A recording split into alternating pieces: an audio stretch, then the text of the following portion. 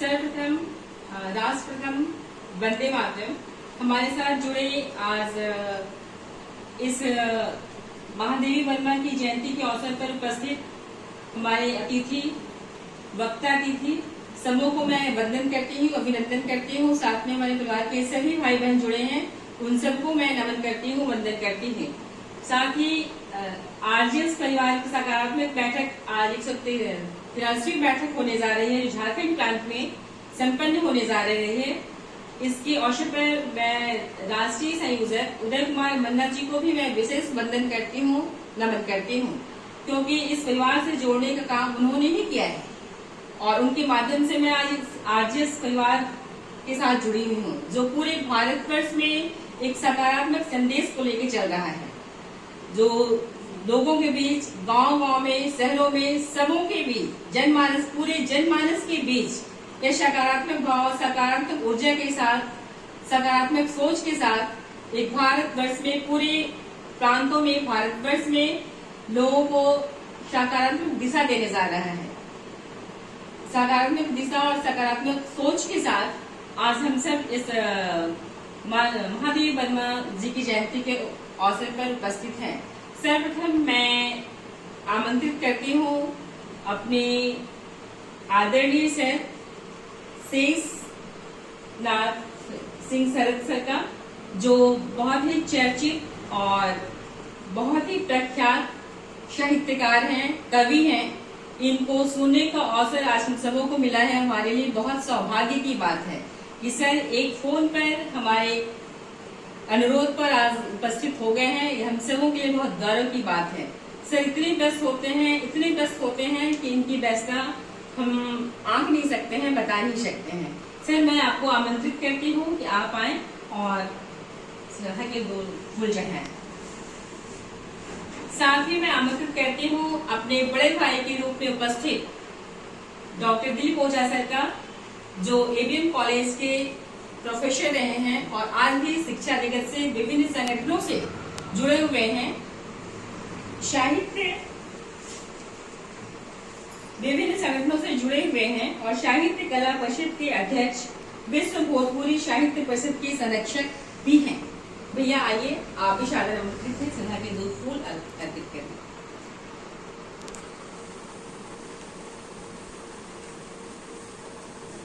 साथ ही हमारे बीच उपस्थित हैं, जिन्हें मैं भाभी जी के नाम से संबोधित करती हूँ, श्रीमती मंजू देवी जी। वह भी आए, आप सब आए, सुधा के 2 फूल चढ़ाएं।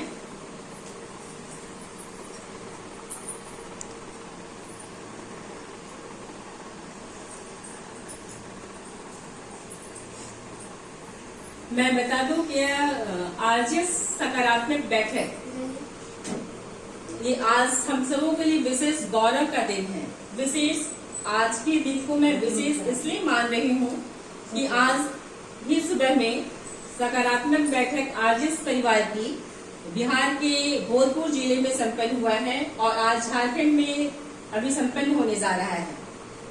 इसी तरह से 144वीं बैठक बिहार में है, फिर 45वीं बैठक 23 मार्च को दिल्ली में होने जा रहा है।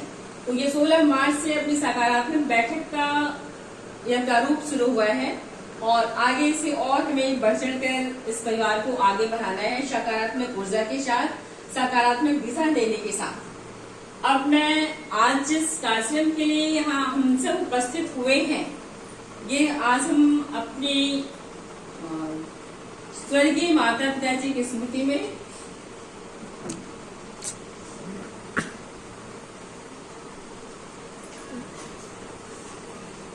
एकत्रित हुए हैं। वो तो अब यहाँ हमारे बीच है नहीं,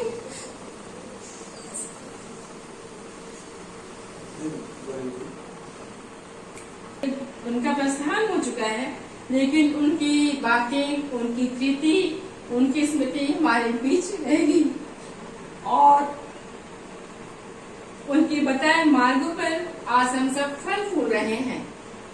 आज वे हमारे बीच नहीं है, लेकिन हमारी प्रेरणा स्रोत रहे हैं। उनकी स्मृति में आरजेएस परिवार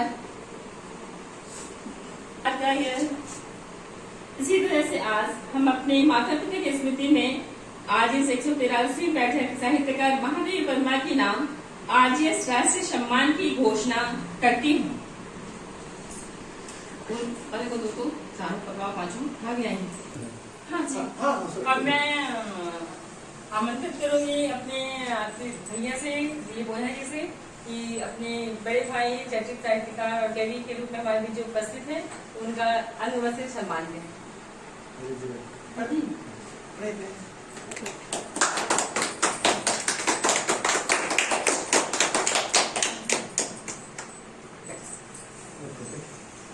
सी माध्यम तक बोलेंगे फिर आपको मैं बुलाऊंगी, बैठ क्या बोलेंगे। तो इस अवसर पर मैं थोड़ी सी अपनी माता जी और पिताजी के बारे में, उनकी कृतियों के बारे में बताना चाहूंगी कि माता जी अभी हमारे बीच नहीं रही, लेकिन उनके बताए मार्गों पर हम लोग सब चल रहे हैं और इतनी कुशल गृहिणी, समाज को जोड़ने वाली, परिवार को जोड़ने वाली एक सशक्त महिला थी। उन्होंने अपने पूरे परिवार को लेकर चला, समाज को एक नई दिशा दी, एक ऊर्जा के साथ हम सबों को ऊर्जावान बनाती थी और एक बिल्कुल गृहिणी के रूप में घर में रहती थी और सबों को हम सब भाई बहनों का, परिवार के जितने लोग हैं उन सबों का बहुत ही, और दिन भर उनकी दिनचर्या में लगे रहती थी। कौन कब आया, कौन कब गया, किसकी रूटीन क्या है, रूटीन रखने अनुसार वो काम व्यक्ति कर रहे हैं कि नहीं। हम सब चारों भाई बहन पिताजी का पूरा ख्याल रखते थे, हम सब भाई बहनों का। अगर माँ के बारे में कहा जाए तो जितनी भी बातें कहें हम कम है, क्योंकि पूरी धरती को अगर हम कागज बना दें और पूरी समुद्र को हम शाही बना दें तो भी हम माँ के कृति को हम उपयोग नहीं सकते हैं। उनकी माँ दुनिया की सबसे मूल्यवान धरोहर, कीमती धरोहर है। ये पूरे विश्व जगत की माताओं के लिए मैं संदेश दे रही हूँ। साथ ही अपने देवलोक में स्वर्गीय देववंश जी जो देवलोक में प्रस्थान कर चुके हैं आज से करीब 1 साल 4 महीना 28 दिन पहले। तो ऐसे हमारे बीच तो वो नहीं है, लेकिन वो इतने शालीन धैर्य के साथ काम करते थे, बड़े सहनशील व्यक्ति थे कि आज पूरे कॉलोनी के लोग, परिवार के लोग उन्हें बड़े नम आंखों से याद करते हैं। और जब कभी प्रतिकूल परिस्थिति हो, विपरीत परिस्थिति हो, अनुकूल चाहे प्रतिकूल परिस्थिति हो, वैसी परिस्थितियों में भी बड़े हंसकर जवाब देते थे। कोई कहता था सहाय जी कैसे हैं, हम ठीक भाई, और हंसकर जवाब देते थे। जीवन के अंतिम दिन तक उन्होंने यही संदेश दिया, जाहि विधि रखे राम ताहि विधि रहिए। परिस्थितियां उनके साथ ही बहुत सम हुई, विषम हुई, लेकिन कभी भी हम सबों को भी यही सिखाते थे कि बेटा नीतिपूर्वक काम कीजिए, नीतिपूर्वक कार्य करना हमेशा सार्थक होता है। और इसी संदेश के साथ जीवन के अंतिम दिन भी वे अपनी इस संदेश को देते गए, जाहि विधि रखे राम ताहि विधि रहिए। तो बस इतना ही मैं कहती हूँ अपने देवलोक में गए माता पिता को, और उन्हें श्रद्धांजलि अर्पित करती हूँ। अब मैं अपने सर अब मैं अपने बड़े भाई के रूप में यहाँ उपस्थित डॉक्टर दिलीप ओझा भैया से आग्रह करती हूँ कि वे आए और 2 शब्द हम सबों को अनुरोध करें। आइए।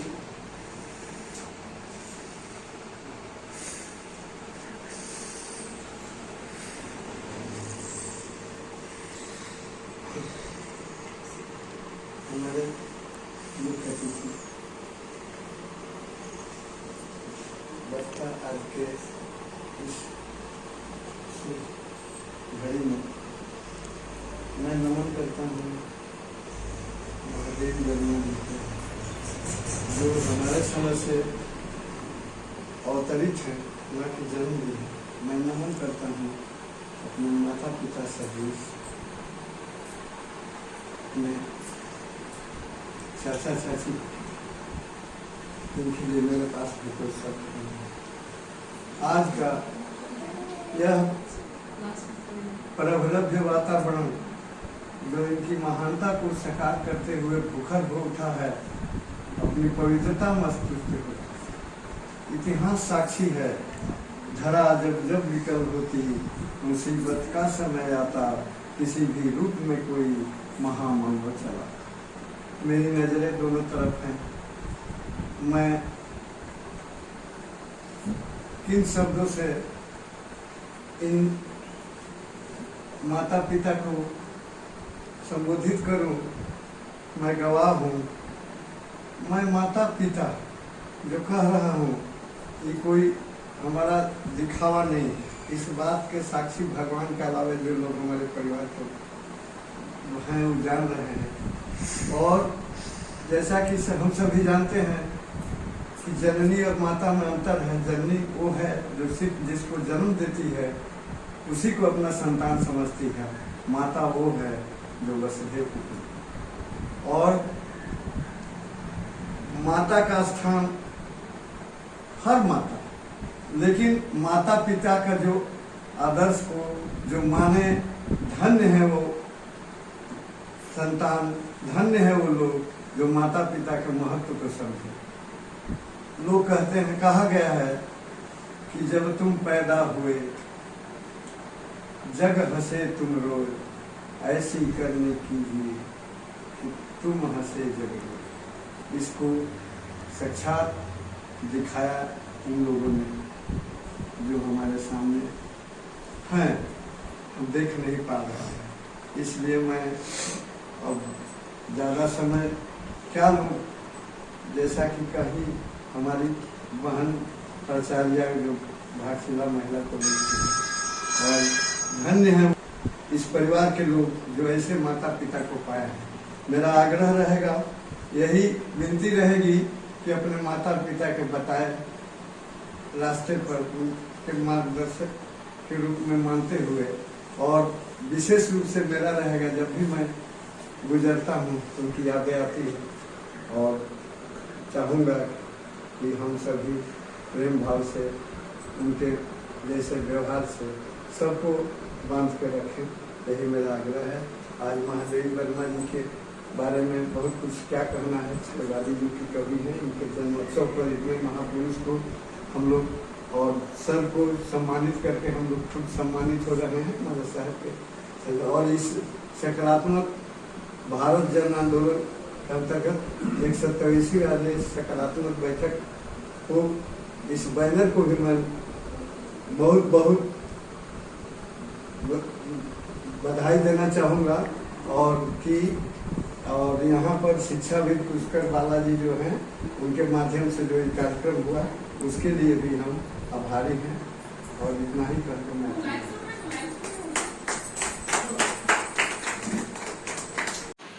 आपने बहुत अच्छा अपने संबोधन में दिया कि माता पिता को हमें सम्मान करना चाहिए, उनके बताए मार्गों पर चलना चाहिए। और साथ ही महादेवी वर्मा जी की जयंती के अवसर पर हम उपस्थित हैं।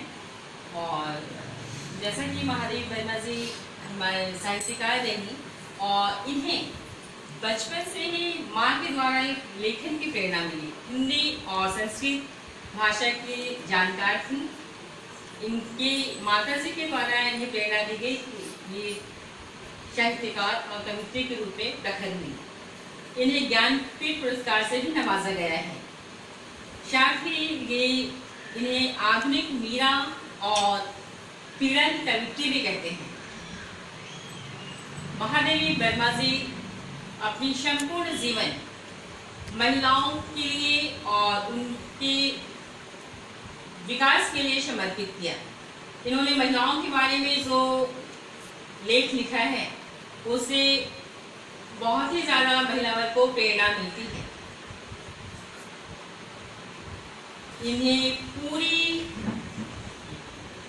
इन्होंने अपना पूरा जीवन महिलाओं के लिए भी समर्पित किया है।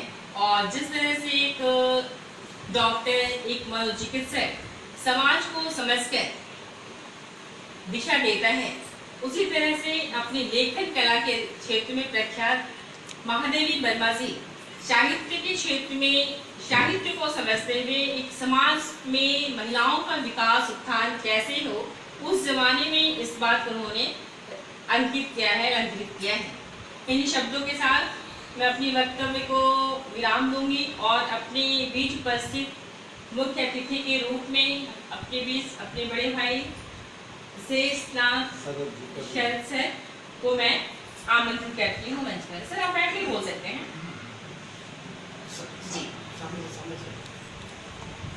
तो सर आपको मैं मंच पर आमंत्रित करती हूँ। सर आराम से बैठ के बोले, इसे बैठा दो।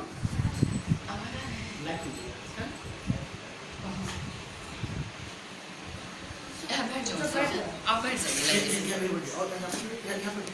हाँ आ रहा है। इसमें घुसा है पहले जाएगा सर। आह को जिसने मधुर सरगम बना लिया,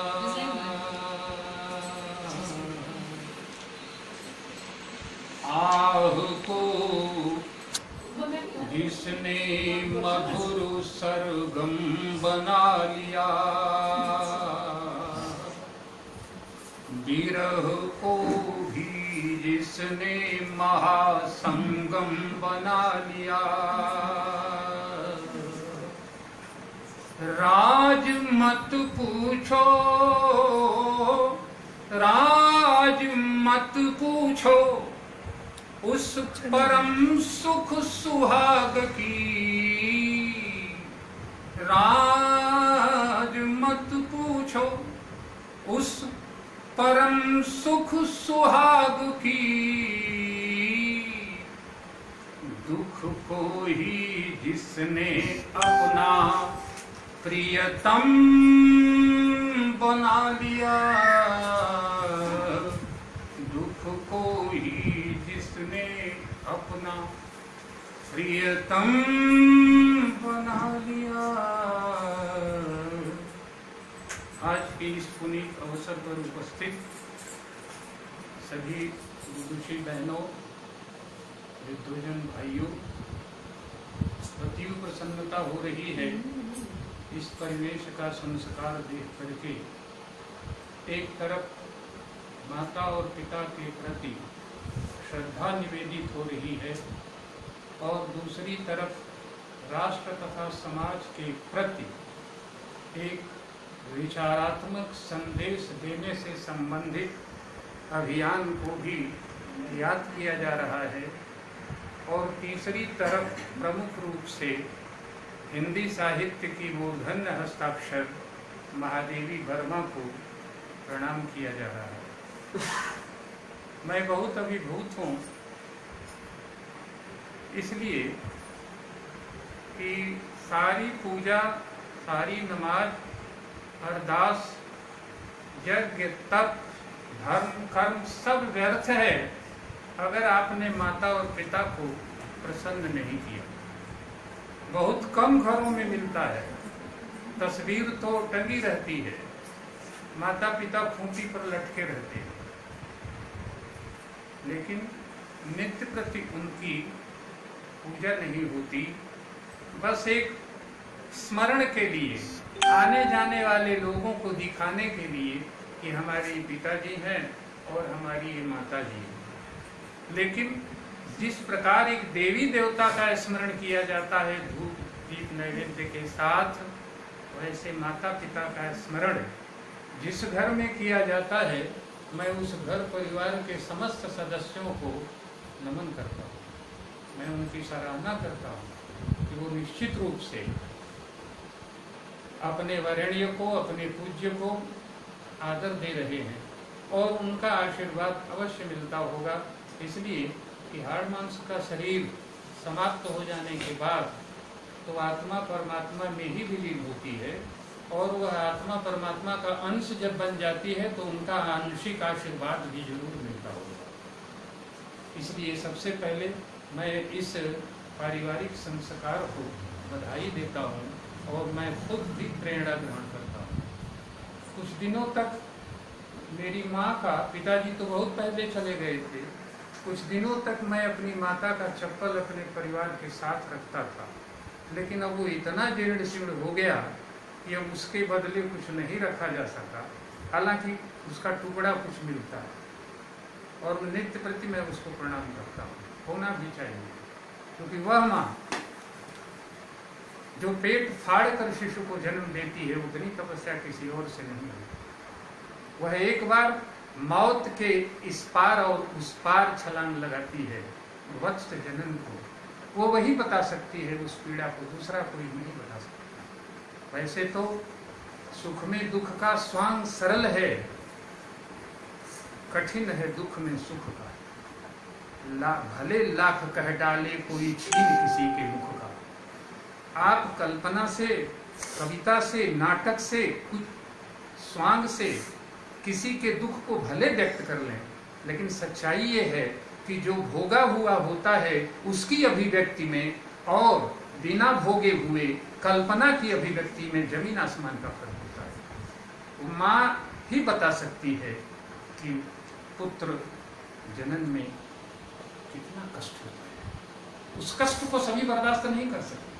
अगर कहा जाए किसी से, मैं साफ कह रहा हूं, अगर पिता से कहा जाए कि आपको पुत्र की प्राप्ति होगी लेकिन आपकी एक आंख चली जाएगी, आपको पुत्र की प्राप्ति होगी, पुत्र रत्न मिलेगा, लेकिन आपकी एक टांग चली जाएगी, तो मैं समझता हूँ 100 में शायद 1 ही 2 पिता यह स्वीकार करेंगे। लेकिन माँ तो कहेगी कि अरे मैं भले मर जाऊं लेकिन कम से कम पुत्रवती होगी। यह त्याग इस धरती पर बिना माता के किसी और से संभव नहीं। तो अति प्रसन्नता हो रही है। दूसरी तरफ ये जो सकारात्मक सोच से संबंधित आपकी संस्था है, मैं इससे परिचित नहीं था, लेकिन ऐसा लग रहा है कि और भी संस्थाएं इसकी हैं और ये शायद बहुत प्राचीन पुराने वर्षों से चल रहा है। तो बड़ी अच्छी बात है, इसकी बड़ी कमी भी है। आज हमारे समाज में लोग बहुत जल्दी अधीर हो जा रहे हैं, चाहे वो पढ़ने वाले विद्यार्थी हों या नौकरी पेशा करने वाले हों, आर्थिक तंगी के कारण या पारिवारिक परेशानियों के कारण धैर्य खो चुके होते हैं। बड़ा आश्चर्य होता है कि रोजगार में हैं, सर्विस में हैं, फिर भी वे आत्महत्या के लिए क्यों विवश हो जाते हैं। ऐसे समय में सकारात्मक सोच की बड़ी आवश्यकता है। मैं समझता हूँ हिंदी साहित्य में मीरा के बाद बड़ा प्रासंगिक समय है, तीनों बातें आकर एक साथ मिल गई हैं। अपने बुजुर्गों के प्रति श्रद्धा और जो वैचारिक प्रदूषण हमारे समाज में चल रहा है उसके प्रति कुछ विचार, और ऐसे में महादेवी जी के प्रति कुछ बातें। ये बड़ा अभी सकारात्मक संगम सा मुझे लग रहा है। महादेवी जी ने जितनी यातनाएं सही, इन्होंने अपने दुख को ही तो अपना प्रियतम बना लिया, जैसे मैंने अपनी पंक्तियों में कहा था। दुख को ही अपना प्रियतम बना लिया। तृप्ति को वो क्या मानती है? तृप्ति को मौत मानती है। प्यास लगी रहे, प्यास में ही जिंदगी है। मंजिल मिल जाना क्या है? मंजिल मिल जाने का मतलब सफर की मौत हो जाती है। मधुर मधुर मेरे दीपक जल, कह रहे हैं मधुर मधुर मेरे जीवन रूपी दीप, तू मधुर मधुर जलता रह, सदैव जलता रह, प्रतिपल जलता रह। किसी चीज का आखिर अंत तो होता है।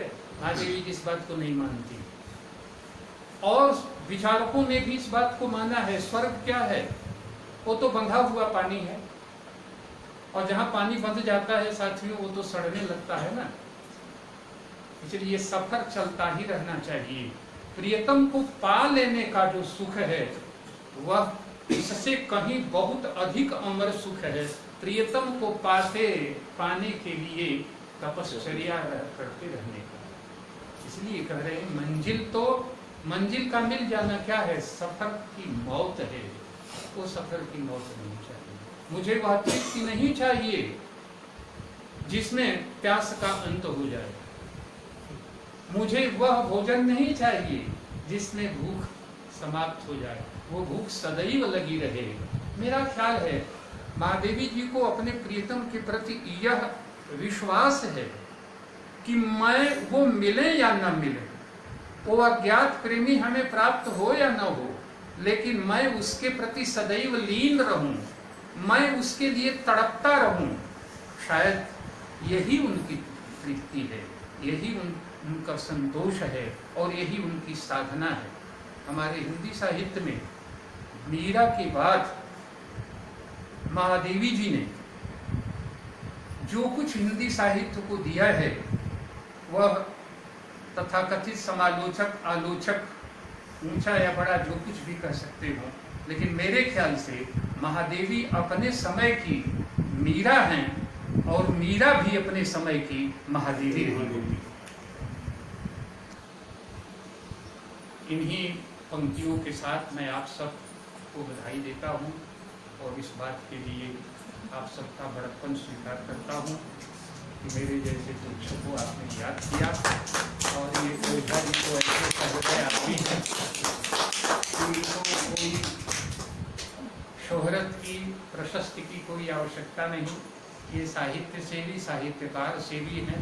मैं तो समझता हूँ ये यहाँ जमशेदपुर में कवियों साहित्यकारों के एक सेतु है, मिलान करते रहते हैं, एक दूसरे को मिलाते रहते हैं, ढूंढते रहते हैं कौन है जो अनदेखा है, अनपूछा है, उसको पकड़ लाना, मंच देना, उसको सम्मानित करना, ये इनकी आदत कहिए, इनका शौक कहिए या यही इनका धर्म कहिए, फर्ज है।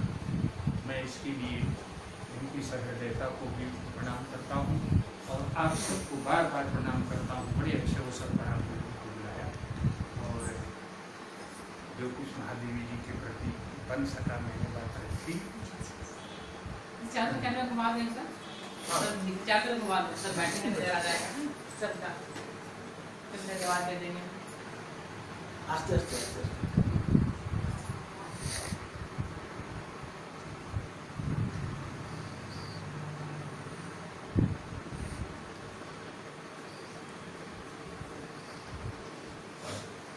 धन्यवाद दे देना भैया, धन्यवाद दे दिया। किसी को दे देगा या किसी को टीचर जी हमारे भावे बैठे सुनो ना आप सब ना बोलना। ना बोली क्या ना बोली क्लास में हमने की घुस सामने ना बोली। सर बहुत बहुत धन्यवाद, आपने सकारात्मक बैठक में आज इस विवाद के साथ आज अपना बहुमूल्य समय दी और महादेवी साहित्यकार महादेवी वर्मा जी के बारे में जो हम सब अनभिज्ञ थे उसके बारे में आपने बहुत ही विस्तृत जानकारी दी। इसके लिए हम अपने पूरे परिवार को जो हमारे साथ लाइव जुड़े हुए हैं उन सबों को, उदय मंदा जी को, अपने मुख्य अतिथि, मुख्य वक्ता और परिवार के सभी जनों को, राम कुमार जी को, कुमुद वर्मा जी को, सविता जी को, रूपम जी को, इंदु भूषण जी को, साथ में पलक को भी मैं विशेष धन्यवाद देती हूँ अपनी बहुमूल्य समय देने के लिए। आप सबों के प्रति मैं अपनी कृतज्ञता ज्ञापन करती हूँ कि आप सब ने आज रविवार का दिन है, अपने घर के व्यस्तम काम को छोड़कर हमारे बीच आप उपस्थित हुए हैं। आज 143वीं आज सकारात्मक बैठक में आप सब की सहभागिता दी, इसके लिए मैं सबको पुनः बार बार धन्यवाद देती हूँ। धन्यवाद। जाओ हम दो तीन मिनट में एक संस्मरण सुनाते रहे हैं। जी, जी। महादेवी जी को निराला जी बहुत मानते हैं, बेटी की लाइव तरह को मानते हैं।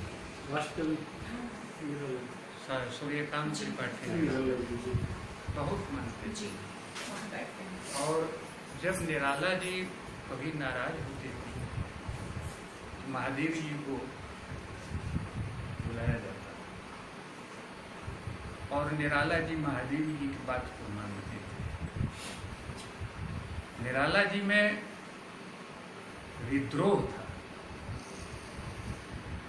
यही कहना होगा, क्या नहीं था, हर रस भरा हुआ था, क्रोध भी था और शांति भी थी, रौद्र रूप भी था और एकदम शीतलता भी थी।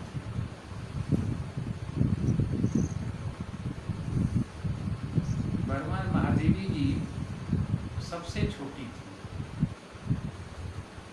सबसे बड़े थे प्रसाद जी, वो 1890 में आए, सबसे बड़े तो वो तो मेरा ख्याल है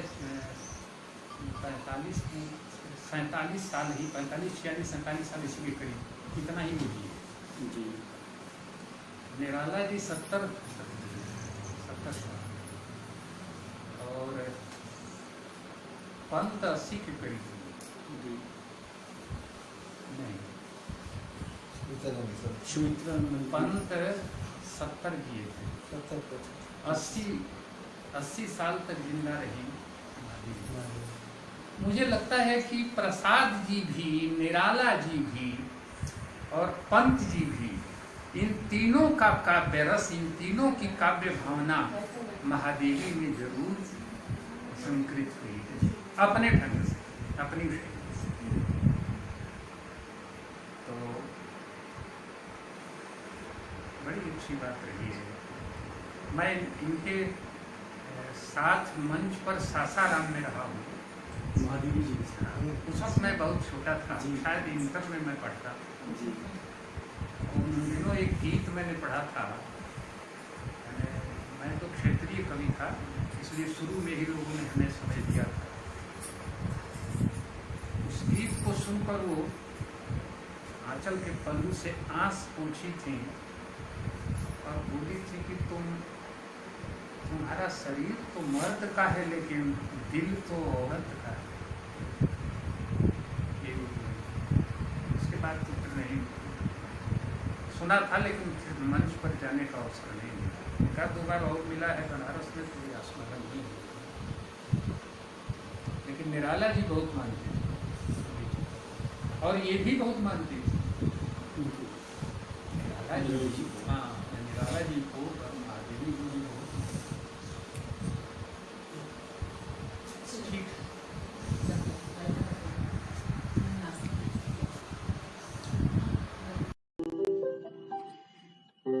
सकारात्मक सोच को आओ सारे भारत में फैलाए, सकारात्मक ऊर्जा का आओ सब में संचार कराए। ऐसा ना हो कि हम अपनी जिम्मेदारी भूल न जाए। क्यों इंतजार करें हम किसी का, आओ एक मशाल जलाए। सकारात्मकता के उदय का चलिए हम उद्घोष कराए। RJS जय हिंद के नारों से अपना देश जगाए। RJS वंदे मातरम से सारी सरकार जगाए।